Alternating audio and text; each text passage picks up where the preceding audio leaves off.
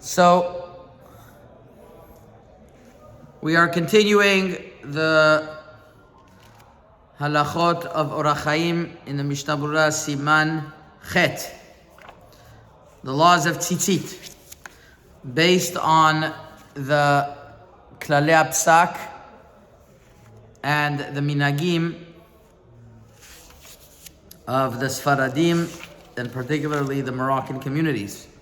And here we are going to discover once again that not only many hanachot, many assumptions that we have in halacha, just because that's what we saw in the Sfarim B'Kitzur, but we never took enough time to examine what their basis is on and whether that's how everybody holds or not. So you're going to see that many of the halachot are not so simple at all. So there's a lot to do tonight, so I'll try to go a little bit quickly.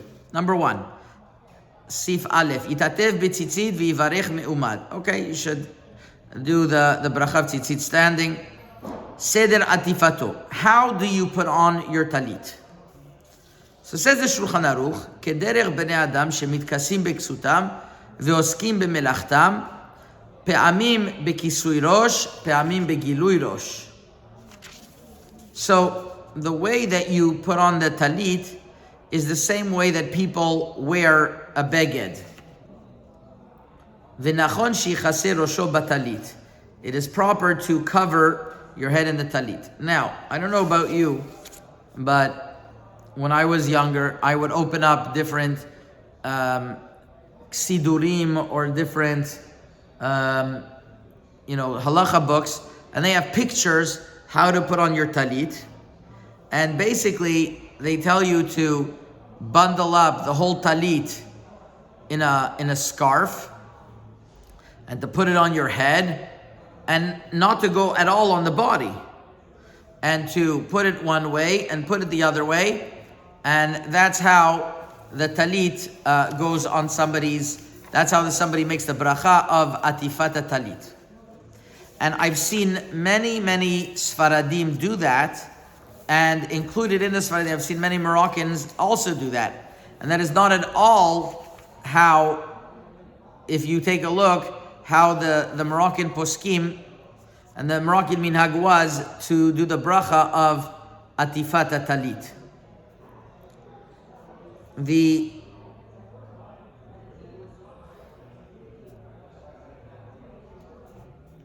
Ben Ish Chai writes in Parashat Bereshit that you should only cover your head, and not like those not like those who first cover their whole body. And after you covered your head, then you could let everything go down. So, Zev, how are you doing? We're discussing how to put on a talit. So, the Ben Ish Chai says that you dafka only put it on your, it seems to be, that you dafka put it on your head, and then you wrap it, right? You put one way and then the other way, and then you put it on the rest of the body. This doesn't make sense, lechaora, because the halacha is that if you just have a beged that is miyuchad for the rosh, the halacha says that that's not called a beged that's chayav b'tzitzit. Let's say a turban that has four corners that you put on your head. You don't put tzitzit on it because it's miyuchad la rosh. So how is it possible that the ikar bracha that you're making for atifa only goes on the head and not the rest of the body?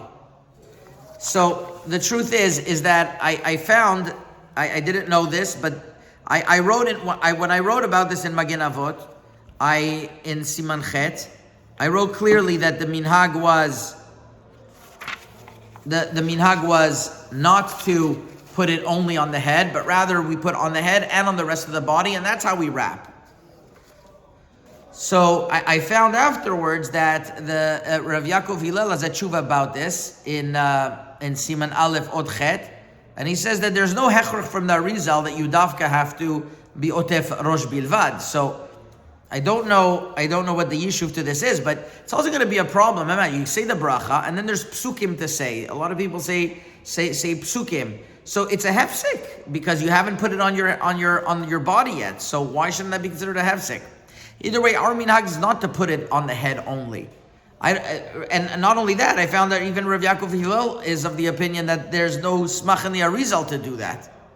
So we're not going against Kabbalah by putting it on our body also. It doesn't. First of all, it's very difficult to understand. And number two, that was the minhag, to put it on the body as well. Second of all, if you take a look at a lot of the pictures, they say to cover the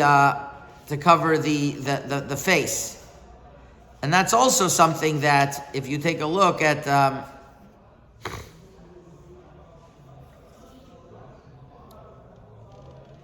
If you take a look at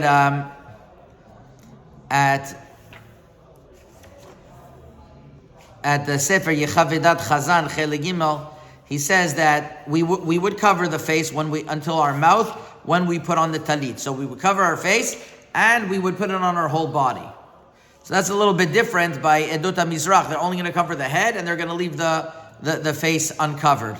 So the whole way of doing Atifat Talit is very different than Edut HaMizrach. It's not written in the Shulchan Aruch so much, by the way. The Shulchan Aruch is not really explicit how to do the Atifah. It's another discussion. Now, the Shulchan Aruch writes, Nachon sheyichaseh rosho betalit.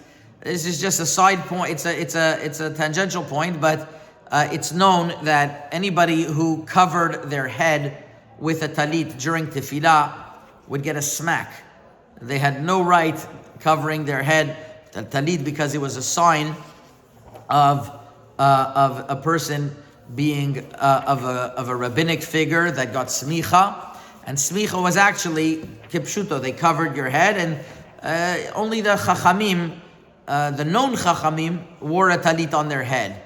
I mean, I know people when they in the old Moroccan synagogues that they would be wearing a talit on their head because that's how they saw in Israel. And then an old man would walk by them and smack them and say, "Who do you think you are? What are you doing?"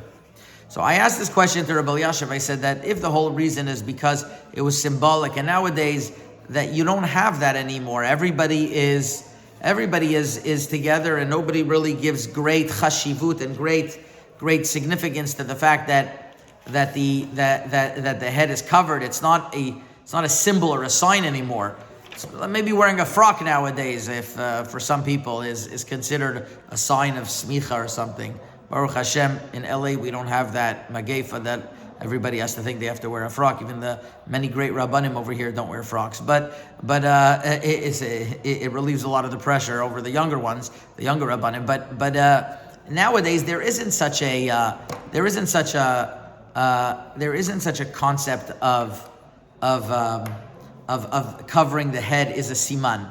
So Rabbi Elyashiv said, then there is, then you could cover your head with a talit. So I don't say anything to people nowadays who cover their head with a talit because it lost its significance. I don't consider that a minhag that, according to halacha, is still binding. It was a circumstantial thing, and it's not relevant nowadays. Makes sense, I think. Okay, now let's continue in the Shulchan Aruch. Siman Chet. This is where it gets a little bit tricky. Talitot ketadim shelanu. Our talitot she'anu nohagim lilbosh, that we wear. Af al pi she'en bahem ituf yotzim b'yedei chovat tzitzit. Even though they're not big enough to wrap around and to do atifa, nevertheless we're yotzei chovat tzitzit. V'tov le'aniach oto al rosho. And it's good to wear it on your head. So he says the way that you wear the talit katan is also to wrap it, which is why the Shulchan Aruch holds that the bracha is lehitatef b'tzitzit on your talit katan as well. And that is actually something, if you take a look at Sivav, the Shulchan Aruch writes, skip to Sivav, al talit katan yachol levarech lehitatef, af al pi she'enu me'utaf ela lovsho. So in a talit katan, you make a bracha, litatef, and the Rama says, v'yesh omrim shemevarech al mitzvot tzitzit. V'chen noagim. First of all, the bracha of talit katan is not very common, because most of the time, when we wear a talit gadol, we exempt the talit katan. But it was more common in Morocco, where it used to be the old minhag that people didn't wear a talit gadol. Many people didn't wear talit gadol. She'elot utshuvot ateret shelomo. Rabbi Shlomo Dayan has a whole long teshuvah, how 100 years ago or whatever, wasn't so common, and he goes into the reasons why they didn't have this beget shel mitzvah, even though it's written in many sources to have it. Maybe it was. There's different postulations. Why not? So talit katan they wore. So if they wore talit katan, they'd make a bracha. They would make a bracha. Now, the Chachamim always, wore a talit katan with a talit gadol, but talit gadol exempts a talit katan. Now, if a talit gadol exempts a talit katan, you don't usually make the bracha. So, what are a few scenarios where you're going to make a bracha on the talit katan? Number one is when you're going to switch your talit. In the middle of the day, you switch it. That for sure obligates a bracha. Number two, people don't think about this so much, which is on Tisha B'Av, when you're not wearing a talit gadol in the morning, right? We don't wear talit and tefillin, so you have to remember to make a bracha on a talit katan. And there's going to be another scenario, as we're going to see in a moment.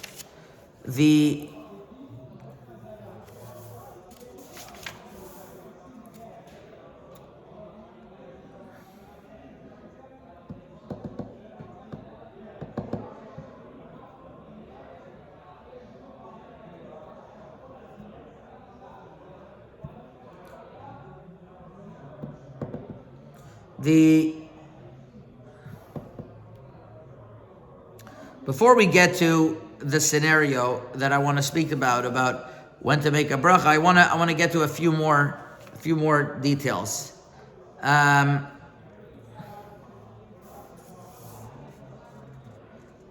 Zayin says, "Tzarich leafrid chutei tzitzit ze mizeh." You should separate the strings one from the other. And Siv Tet says, "Kodem sheyevarech ye'ayen bechutei tzitzit ebem ksherim, kedei shelo yevarech lebatala." So before you make a bracha, you should look at the strings. So in order, it shouldn't be a bracha levatala. Now, there's a whole question nowadays: how much of a chiyuv do you have? How much of a chiyuv bedika do you have? Hare, your tzitziot are. Your tzitziot are usually stored in a place where it's not going to get torn. And the whole chiyuv bedika, the Mishkenot Yaakov, I gave a shir about it recently. The Mishkenot Yaakov has a machloket with the Bet Ephraim. What is the shir of chiyuv bedika? How often do you have to check your tefillin, your mezuzah, your shatnez? Anything that there's no miyut hamatzui, there's no chiyuv bedika. And over here, by a talit, it's definitely no miyut hamatzui that the string, as we know, it's not the string at the end, it's the string closer to the closely attached to the talit is ripped. So it's not common that it's going to tear. So what's this chiyuv bedika over here?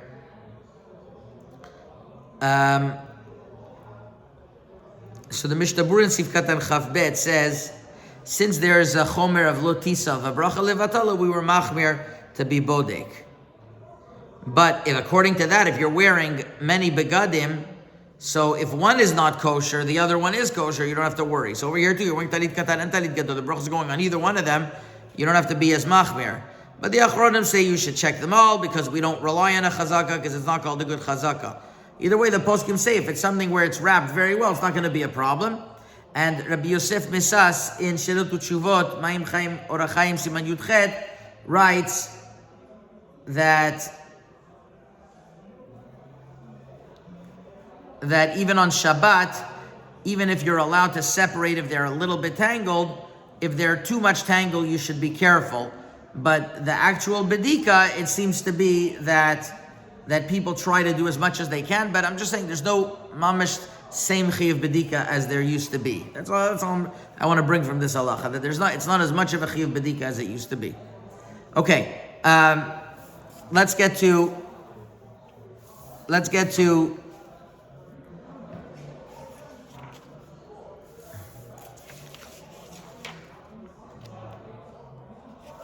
go to Sif Yud Gimel. That's where really I want to start speaking about. First of all, the Shulchan Aruch in Seif Yud Aleph, Ikar mitzvah talit katan lilovsho al bigadav, kedei shetamid yereu v'yiskor mitzvot. The main mitzvah of talit is to wear it on top of your clothing. So whenever you look at the Hasidim that they wear their talit on top of their clothing, they're actually doing like the Shulchan Aruch. The reason is the funny thing is that why over here do Sfaradim? I've never seen Sfaradim, even as Moroccans that hold like the Shulchan Aruch through Esh and Mayim, right? Besides a few people that I know in Los Angeles, nobody puts it on their bigadim mamash. Mm-hmm. So the reason is because according to the Arizal, the talit has to be under the bigadim, and the Magen Avram brings this Arizal already, but he says even though the Arizal writes this way, but the strings should be outside. Magen Avram says the strings should be outside. Now, that is what the Magen Avram writes. On the other hand, the majority of the Sephardic Poskim all understood that even the strings have to be inside. Even the strings have to be inside, which is why the common custom by the Sfaradim and but you should know by the Ashkenazim, the Rav Yaakov Kamenetsky and others said that in Lita they used to have the tzitziot inside as well. So in Morocco for sure they had the jelabiyas. It was for sure the tzitziot were all inside, and it was bidavka. They didn't show, even though they were the tzitziot, they weren't makbet to keep them outside, and therefore that is the minhag, and it's a minhag that's based according to Kabbalah. The Talit katan has to do with the pnimiyut advarim, and the question is, if somebody is in a environment that everybody was wearing their tzitziot outside and he doesn't want to be different, or it gives him chizuk of wearing them outside. So here you have Sephardic poskim from Rav Tzina Bashol, Rav Ad Yosef. They write that they could wear them outside, and Rav Yaakov Hillel in Vayashavam Chelek Aleph Siman Gimel also says that the main kped al pi yasod is the beged should be inside, but not that the tzitziot as well. So that's a common that's a common discussion, but it's definitely the minhag throughout generations that doesn't change, and that the Sfaradim always had their tzitziot inside the beged. Okay, let's continue to Yud Gimel. This is where we talk about the halachot of hefsek and berachot. So it says in the Shulchan Aruch in Sif Yud Gimel, halovesh talit katan umevarech alav. If somebody wears a talit katan and makes a bracha, okay, so the Shulchan Aruch is assuming that you take a talit katan and you make a bracha. Ksholech lebet knesset, and when he goes to bet knesset, mitatev betalit gadol, he wears a talit gadol, tzarich levarech alav. You have to make another bracha. Dehalicha mi beto lebet knesset chashiva hefsek, because the actual walking from your house to bet knesset is called a hefsek. Ve'im mitpalel betoch beto, אם היה דעתו מתחילה גם על טלית גדול ולא הפסיק בינתיים בשיחה ובדברים אחרים, אינו צריך לחזור ולברך. And if you are praying in your house and you had in mind also the talit gadol and you didn't make a hefsek, you don't have to make another bracha. So Shulchan Aruch clearly says that walking to shul is a hefsek and you don't have to make a new bracha. Now we avoid the whole problem, and I don't know why the Shulchan Aruch didn't say this from the beginning, but we avoid the whole problem. And we make a bracha on the talit gadol, and that exempts the talit katan, and it circumvents the problem of bracha. It circumvents the problem of bracha she'ena tzricha, a bracha that's not necessary. But the truth is that if you wouldn't have that, you'd walk into a huge machloket, no pun intended, between the Shulchan Aruch and the other poskim, whether halicha is called a hefsek. Chayadim says it's not called a hefsek. Shulchan Aruch says it's called a hefsek. Rabbi Tzina Bashol says actually there is what to rely on to make a bracha according to Shulchan Aruch. If you made a bracha on your talit katan and you walk to shul, you'd have to make a bracha on your talit gadol.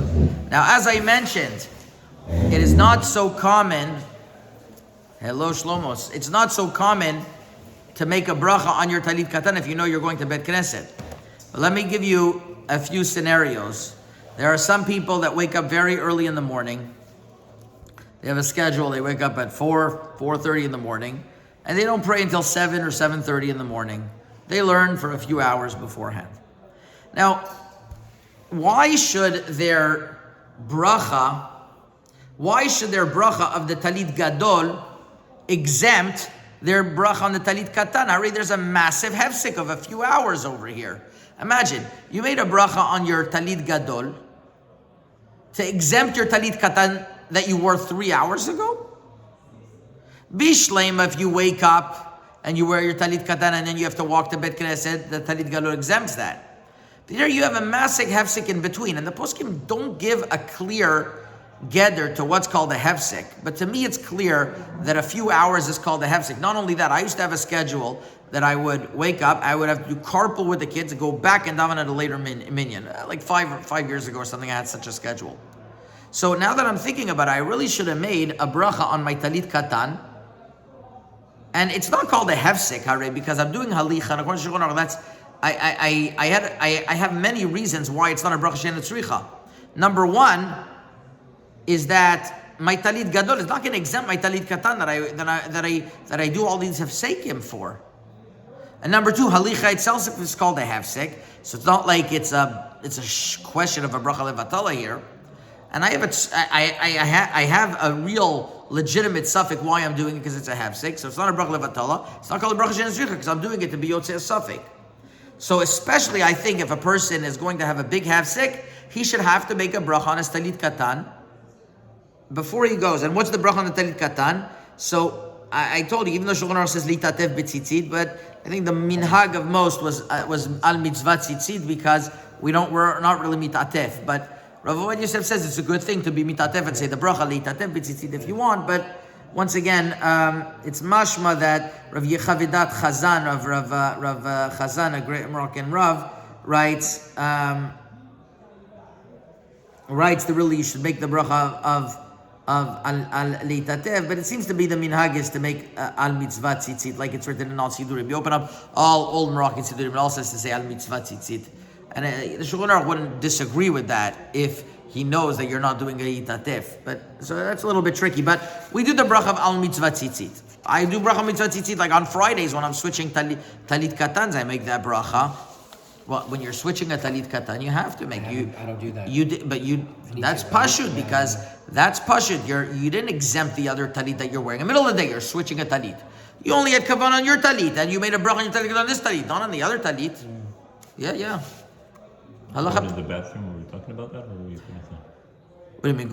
If you take it off and then put it back on? No, you take it off, you go to the bathroom, you go back in. But you're putting the same one back on, right? Going to the bathroom? If you take it off when you're going to the bathroom.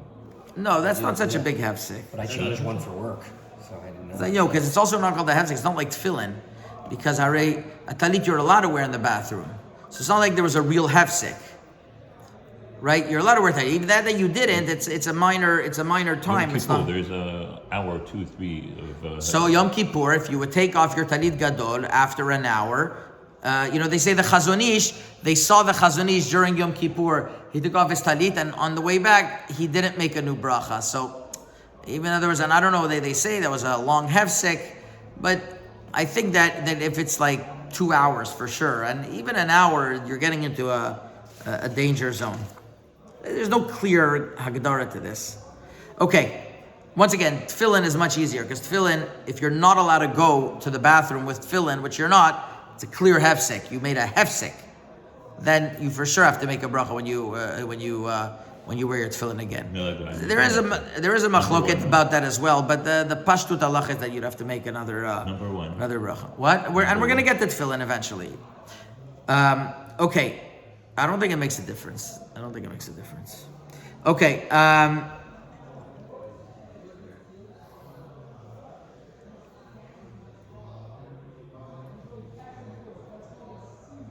Now, here is where the Hilchot Tzitzit differs tremendously if you're going to follow the Klalei Apsak of the Chachmei Morocco and Sfaradim compared to Edot HaMizrach.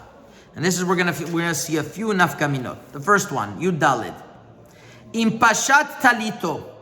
Let's say you took off your talit, אפילו היה דעתו לחזור ולהתעטף בו מיד, צריך לברך כשיחזור ויתעטף בו. So if you took off your talit, even if you had intention to put it back, you have to make a bracha when you put it again. And some say we don't make a bracha if your dot was to mitatef again. Okay, so here the Shulchan Aruch writes,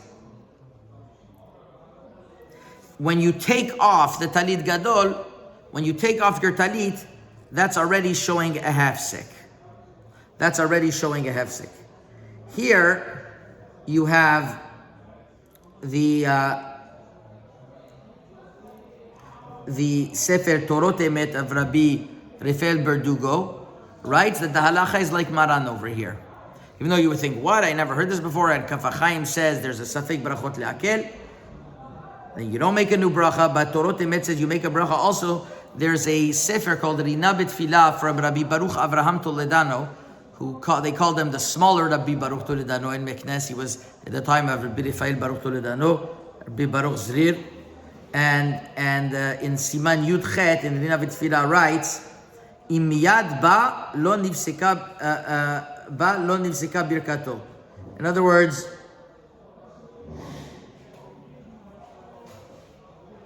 if you took it off and you put it back right away, you're okay. But not if it's going to be a longer hefsek than that, then you would have to make a new bracha. So this is an example where Chachmei Morocco went against the stream of Edut HaMizrach, that they say Safek Brachot Le'akel, and Rabbi Rafael Berdugo, who he was posek like Maran, and he didn't say Safek Brachot Le'akel. Yes? What if you're going to be, you're going to lead Mincha, Shaliach Tzibur, and someone said, and I'm wearing a short shirt like this, and they say, oh, put a talit. Wait, that's something else. We didn't get the she'ela yet. When you're borrowing a talit, we're going to speak about that. We're going to see that we actually hold that you make a bracha. So that's one thing about bashat talito.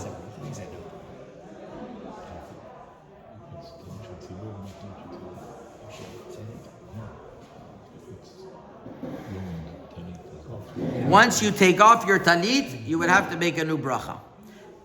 Tedvav.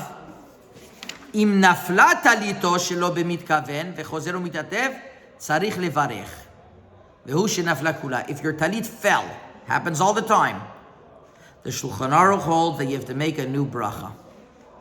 The Ritva writes that you don't have to make a bracha because there wasn't a complete hesech hadat, and the Kaf HaChaim says since the Ritva says that we say Safek Brachot Le'akel, even though the Ramah doesn't write Safek Brachot Le'akel here, the Ramah doesn't write not to make a bracha. Shulchan Aruch writes to make a bracha. The Ramah agrees with him, and Nosekel agree with him, but the Kaf HaChaim found a Ritva, so he says Safek Brachot Le'akel. Our Masorah is not that way. Our Masorah is to make a bracha. If the Shulchan Aruch writes, imagine by Pshita, by Pasha Talito, where it's a machloket, Rabbi Baruch Rafael Berdugo said you make a bracha. Kol shekain by Nafla Talito, the halacha would be that you have to make a bracha. And indeed, Rabbi Rafael Berdugo in Torot Emet 200 years ago writes that you make a bracha by Nafla Talito. Also, Rav Yosef Berdugo and Shufred de Yosef Siman Yud Bet writes that way. And Betoved, when he writes this halacha, he writes a Shulchan Aruch Pshuto. Your talit fell, you have to make a new bracha. You say this to a common Edut HaMizrach, which, once again, the Edut HaMizrach mahalach over here of Safek Brachot Le'akel is rather new. Before the Ben Ish Chai and Rav Abdallah, before the Ben Ish Chai, it wasn't so common to hear so much Safek Brachot Le'akel. It started creeping in, but over here, we find one shita that says not that way, not brought down in the Shulchan Aruch and Poskim. Our Klalei Apsak was clear that you go according to what's written. You don't start looking for different shitot to say Brachot Le'akel. In Sif Yudalit, it's a chidush. I understand because the Ramah says not to, and there's those who discuss that it's if you're wearing a talit katan, why should you make a new bracha? But still, Rabbi Rafael Berdugo says to make a bracha. So by Nafla, where no major poskim speak out that there's a safek bracha over here, the halacha would be like that we make a bracha, like I mentioned, Shufred de Yosef, Rabbi Rafael Berdugo, Betoved. Okay, next, and this is where it gets even more interesting. Seif Ted Zayin. Halan betalito balayla. Let's say you slept with your talit at night. Sarich levarech alav baboker, af im lo pashto. If somebody sleeps with his talit at night, he has to wake a bracha in the morning, even if he didn't take off his talit. V'tov limashmesh b'shat bracha. It's good to shake the talit b'shat bracha. Now, why is it that if somebody sleeps with his talit, he has to make a bracha in the morning? Why would that be? With his talit, why would that be? So, any talit gadol or talit katan, why would that be? So the Shulchan Aruch writes like this. He has to make a new bracha because at night, it's lavzman tzitzit. So there was a hefsek. So in the morning, even though he wasn't mafsik with the actual talit, because he was always wearing it, there was no hesech hadat there, but laila lavzman tefillin. The Mishnah Berurah brings those who argue, and Mishnah Berurah says not to make a bracha. Why? Because there's a machloket rishonim, and some say only a beged laila you're patur, but a beged yom that you wear balayla you're chayav. So since there's a machloket, since you're chayav in tzitzit even at night, according to some opinions, there was no hesech hadat, so you didn't have to make a bracha. The Shalmei Tzibur says he found in one of the teshuvot of Maran that Maran retracted from this halacha. And therefore, the Shalmei Tzibur says that it's better, he says, Shamati me'arav Rav Yitzchak shera'a betshuvot ktav yad mimaran shechazar bo betshuvotav shelo levarech v'chen raoi linhog. By the Moroccan Poskim, this wouldn't change anything because we didn't accept, even if it was written, not a shmua that it was written in the Ktav Yad, even if it was written behedya in Avkat Rochel or in Shuvot Bet Yosef, we follow what's written in the Shulchan Aruch and Bet Yosef. As I mentioned, the derech of the Moroccan Poskim was to give it to us in an easy way, not to be midbalbel. What's written in the Bet Yosef Shulchan Aruch, not Mulay Maran Chazar Bo, and not Berek HaBayit, and not Avkat Rochel, that we... Maybe Maran, maybe he himself was Choser, but we accepted the psakim that's written in the Shulchan Aruch and in the Bet Yosef, and that was the Mesorah Midorei Dorot. And over here as well, we would make the bracha, especially over here, that it's not clear at all according to if Maran really was Choser or not. It's not clear at all. Therefore, we continue and we would make a bracha. So, as you saw today, there was huge differences how we paskin in Hilchot Tzitzit according to the derech of Chachmei Ma'arav, and that is a wrap of Siman Chet. So Hashem will go further next week. Amen.